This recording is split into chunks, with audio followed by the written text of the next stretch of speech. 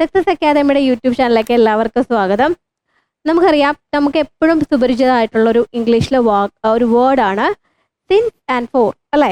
പക്ഷേ നമ്മളത് നമ്മൾ പറയും നമുക്കറിയാമെന്ന്, പക്ഷേ എപ്പോഴും നമുക്ക് തെറ്റിപ്പോകാറുണ്ട്, അല്ലേ? നമ്മൾ അത് യൂസ് ചെയ്യുന്നത് കറക്റ്റ് ആയിട്ടുള്ള പ്ലേസസിലല്ല. അപ്പോൾ സിൻസിൻ്റെയും ഫോറിൻ്റെയും രണ്ട് യൂസസ് ഏതൊക്കെയാണെന്ന് നമുക്ക് നോക്കാം.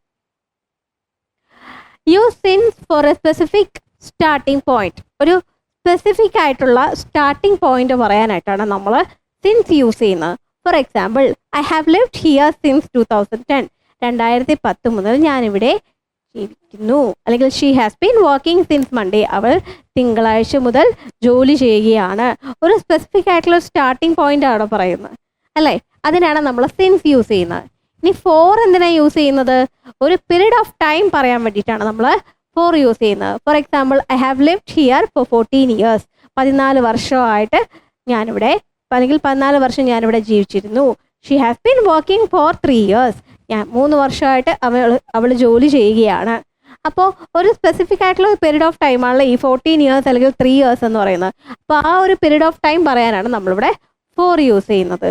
അപ്പോൾ ഇതുപോലെ സിൻസും ഫോറും യൂസ് ചെയ്തതിൽ കുറച്ച് സെൻറ്റൻസുകൾ നിങ്ങൾ കമൻറ്റ് ചെയ്യൂ. Thank you.